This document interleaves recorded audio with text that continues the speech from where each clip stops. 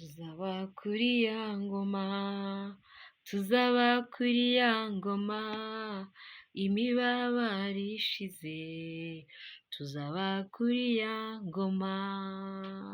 Muraho neza, nshuti bakunze b'ijambo ry'Imana kandi bakunze aba Women in God Ministry, umwami Yesu nashimwe. Ni ukuri ndabayambiye mwese, yambi hobe, Yesu nashimwe cyane. Hashize iminsi ntabwo twari duherukanye, ariko nanone ndashima Imana ko itwemereye tukaba tugarutse n'uyu munsi mu ijambo ryayo. Imana yacu aho iri mu ijuru nishimwe.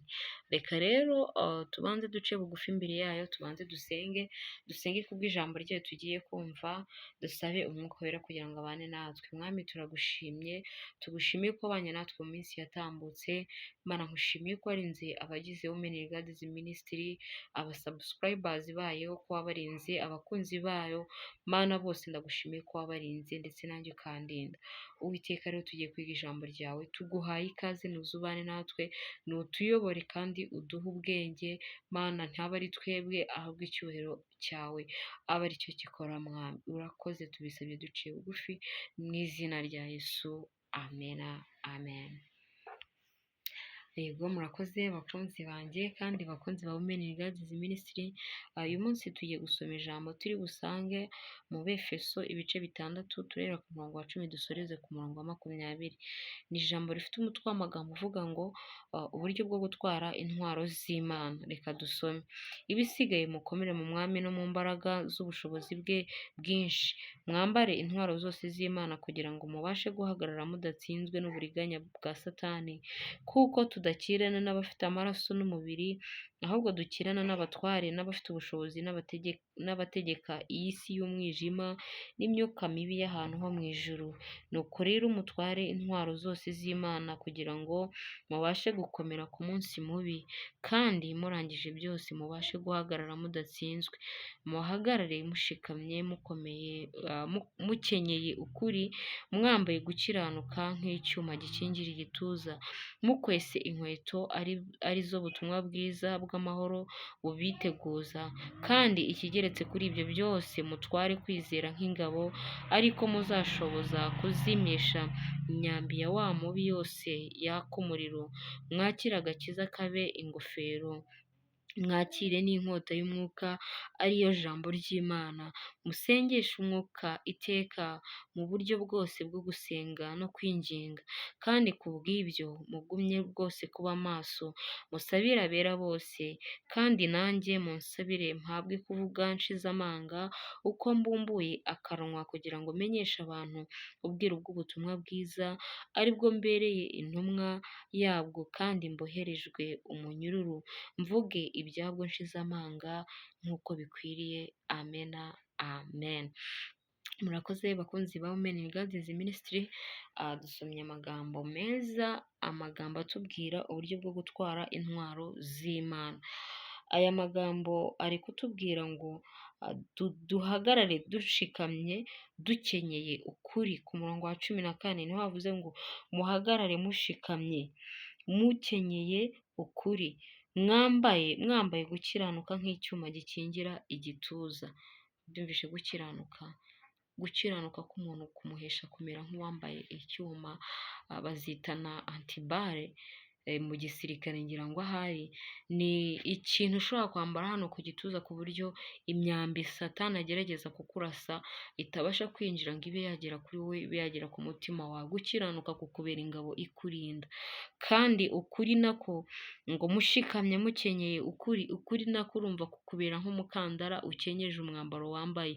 Niyo mpamvu umukristo cyangwa se umuntu wese ushaka kuba umwana w'Imana akwiriye kugerageza gukoresha ukuri mu buzima bwe bwa buri munsi, kuko ijambo ry'Imana ryaratubwiye ngo ababeshya bose ni abana ba Satani, ngo kuko uhereye kera kose ari we se w'ibinyoma. Rero reka Imana iduhe kwambara ukuri, kutubere nk'uwo mukenyero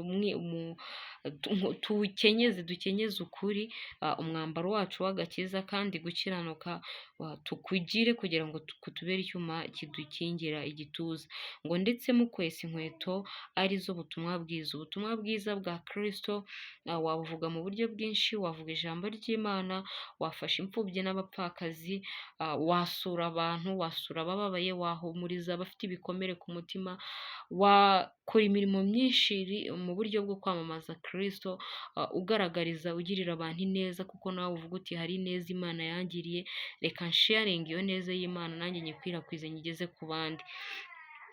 Kandi haratubwiye ngo ikigeretse kuri ibyo byose, mutware kwizera nk'ingabo, ariko muzashobora kuzimisha imyambi ya wa mubi yose yaka umuriro. Imbaraga zo kwizera nizo tumaze iminsi turi kwigaho, ngo kwizera kubabere nk'ingabo, ingabo ubasha gukingisha igihe umwambuje, ingabo ukayishyira imbere igasubiza inyuma iyo myambi. Iyo Satani agerageje kukunagaho imyambi igutera ubwoba, yo kugukangisha, yo kugutera ubwoba, iyo udafite kwizera iyo myambi iragucumita rwose, igashyira hasi umuntu wawe imbere, ukarambarara mu by'umwuka, ukumva nta cyizere, nta n'ibyiringiro ugifite ko ibyo usaba Imana n'ibyo usengera bizashoboka, cyangwa se ko situwasiyo mbi uri kunyuramo ko Imana ishobora kuyihindura. Rero niyo mpamvu Imana yongeye kudusaba kugira kwizera, kuko kwizera kuba ingabo ngo izimye imyambi y'uwo mubi ari we Satani. Satani n'ingabo ze bagerageza buri munsi gukora uko bashoboye kugira ngo batumisheho iyo myambi. Icyizere wari ufitiye Imana kigende kiyoyoka mu mutima wawe, bitewe n'uko ubona uhereye igihe wasengeye usaba Imana guhindura amateka y'ubuzima bwawe, ukabona nta kintu Imana yigeze ibikoraho. Mu gihe uri muri icyo gikombe cyo gushidikanya, muri gihe uri mu gikombe cyo kwibaza ngo isi Imana iranyumva, ujye umenya ko ari igihe uri koherezwaho atake nyinshi, ibitero byinshi by'umwanzi Satani, kugira ngo afayitinge umuntu wawe w'imbere, kuko ni we Satani arebana naho nawe. Uyu w'inyuma ntacyo amutwaye, ntacyo amubwiye. Umuntu wawe w'imbere ni we Satani ashaka, arashaka ubugingo bwawe, arashaka kugusha hasi kwizera wari ufite.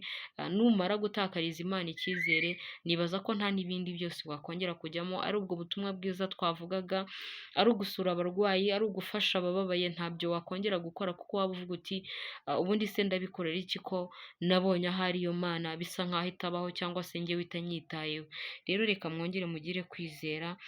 Nubona kwizera kwawe kwari kwagabanyutse cyane, ujye ugira imbaraga zo guhaguruka urwane cyane, kuko ni Satani n'imyambi myinshi iba iri kukuraswaho mu buryo bw'umwuka.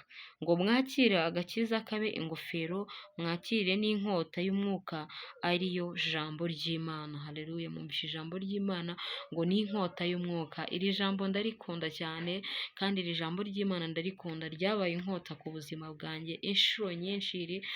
Ndi umwe mu bantu bagiye babona spiritual power, cyangwa se reka nzite imbaraga z'umwijima, kenshi zagiye zigerageza kundwanya, kenshi zagiye zintera. kandi Pawulo yaravuze, n'ubu ntago urugamba turarurangiza. Pawulo yaravuze hano kuri 12 ariho twatangiriye, havuze ngo kuko tudakirana n'abafite amaraso n'umubiri, ahubwo dukirana n'abatware, n'abafite ubushobozi